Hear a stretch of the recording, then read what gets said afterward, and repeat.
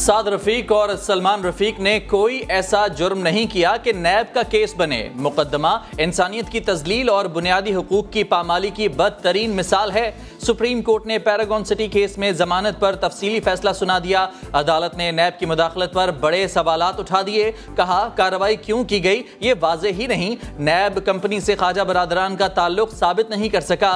Reference और तफ्तीशी report में तजादात हैं। पंजाब का game of thrones, calf league समेत कई सियासी धड़े वजारत आला के लिए मुतहरिक। राजा बिशारत की वजीर आजम से मुलाकात, चौधरी बरादरान के लिए खतरे की घंटी बज गई। परवेज इलाही खुद भी उम्मीदवार हैं। जहांगीर तरीन की हिमायत से मियां असलम इकबाल की कोशिशें भी जारी। अलीम खान को पुराने ग्रुप समेत कई मेंबरान की हिमायत हासिल है। बुज़दार की सरकार कहीं नहीं जा रही। वज़ीर आला की ख्वाहिश रखने वाले अहमकों की जन्नत में रहते हैं। वज़ीर इत्तलात पंजाब फयाजुल हसन चौहान की समा से बातचीत, अपोजिशन पर भी तनकीद। बोले बिलावल और शहबाज शरीफ की कहानी करप्शन और गम एहतसाब का है।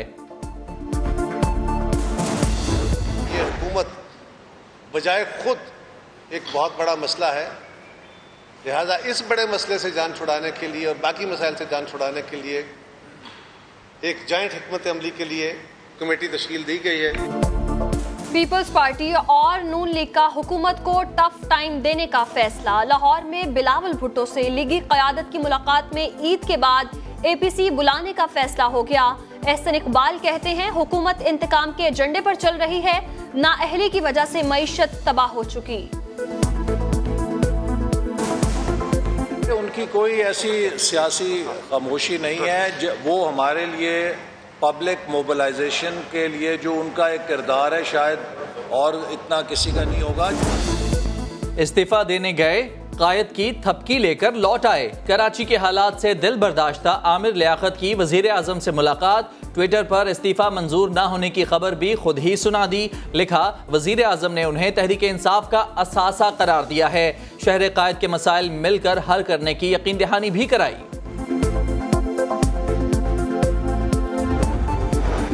रोशनियों के शहर को अंधेरों में धकेलने की जिम्मेदार के इलेक्ट्रिक है। ईंधन की कमी नहीं लेकिन फर्नेस ऑयल से बिजली पैदा करने से गुरेज किया जा रहा है। नेपरा ने के इलेक्ट्रिक के खिलाफ कार्रवाई की सिफारिश कर दी। रिपोर्ट में लिखा कि गैस के बकायाजात की वजह से बिजली की पैदावार मुतासिर हो रही है। पैदावार बढ़ाने के लिए नतीजा खेज सरमायाकारी भी नहीं की गई। सूबाई वज़ीर तवानाई इम्तियाज शेख ने बिजली के तमाम मसाइल का जिम्मेदार वफाकी हुकूमत को करार दे दिया। कहते हैं लोड शेडिंग वफाक की मंजूरी से हो रही है। बिजली मौजूद है लेकिन सिंध को नहीं दी जा रही। ये सूबे के खिलाफ साजिश है। थर में सस्ती बिजली पैदा करने में भी रुकावटें डाली जा रही हैं। सिंध हुकूमत और के इलेक्ट्रिक के दरमियान मुआहिदे की तरदीद।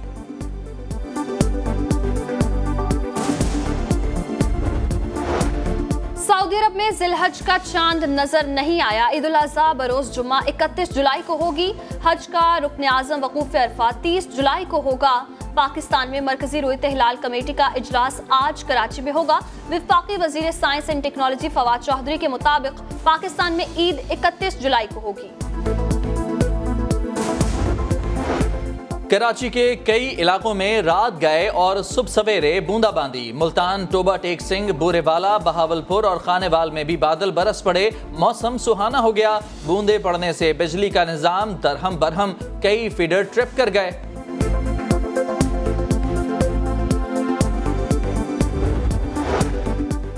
फैसलाबाद में मूसलाधार बारिश से मकान की छत गिर गई। हादसे में 2 बच्चों समेत 3 अफराद जाँ बहक, 4 जख्मी। मरने वालों की उम्रें 9 से 17 साल के दरमियान हैं। इंटरसिटी बस सर्विस बहाल की जाए। ट्रांसपोर्टर्स का कराची सुपर हाईवे पर 1 घंटे का अलामती धरना। जल्द बहाली का ऐलान न करने पर वजीर आला हाउस के घेराव की धमकी भी दे दी। कहते हैं दीगर सूबों में बसें चल पड़ी तो सिंध में क्यों पाबंदियां लगाई गई हैं। वजीर ट्रांसपोर्ट सिंध अवैस शाह ने PTI पर शहरियों को उकसाने का इल्जाम लगा दिया।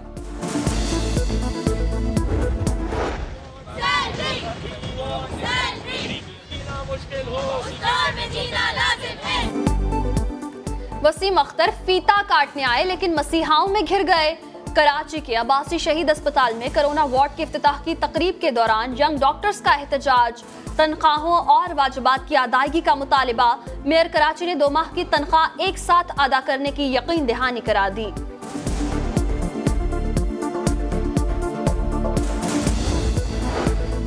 कराची में ईद से पहले डाकू और भत्ताखोर सरगर्म। ओल्ड सिटी एरिया में ड्राई फ्रूट शॉप के मालिक को 2 लाख रुपए भत्ते की पर्ची मिल गई। मुल्जिमान ने दुकानदार के बेटे को कत्ल करने की धमकी दी।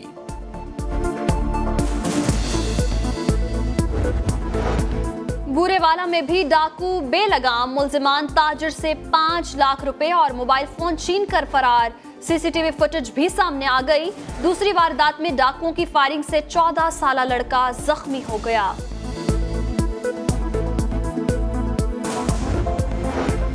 इस्लामाबाद में डकैती के बाद फरार होने वाला डाकू रावलपिंडी पुलिस के साथ मुकाबले में मारा गया। वारदात में इस्तेमाल होने वाला पिस्तौल और लाखों रुपए बरामद। थाना गोलड़ा की हुदूद में डकैती की वारदात की सीसीटीवी फुटेज सामने आ गई। शहरी की मुज़ाहमत और डाकू को मोटरसाइकिल से गिरते देखा जा सकता है। मंडी बहाउद्दीन में बदबख्त बेटे ने बाप को कुल्हाड़ी के वार से कत्ल कर दिया। बाप ने बहू को तलाक देने से रोका था। पुलिस ने शवाहिद इकट्ठे करके मुकदमा दर्ज कर लिया।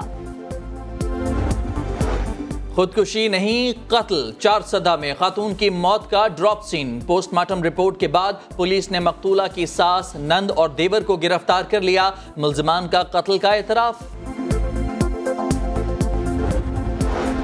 लुटेरों के खिलाफ मुहाफिज भी सरगर्म। कराची के इलाके PCHS से स्ट्रीट क्रिमिनल और मनशियात फरोश गिरफ्तार। मुल्जिमान से असलहा बरामद। उकाड़ा में भी 8 डाकू पकड़े गए। कराची यूनिवर्सिटी की पढ़ी लिखी लड़की ने भी मवेशी मंडी में स्टॉल लगा लिया। आयशा गनी ने 36 में से 12 जानवर बेच भी डाले। जिम इंस्ट्रक्टर का दीगर लड़कियों को भी आगे बढ़ने का मशवरा।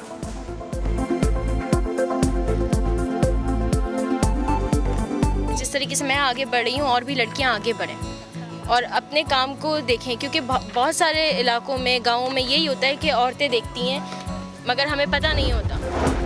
और पाकिस्तान में PUBG के बाद लाइव स्ट्रीमिंग ऐप बीगो पर भी पाबंदी आयद कर दी गई। टिकटॉक पर भी पाबंदी का इम्कान। PTA ने आखिरी वार्निंग जारी कर दी।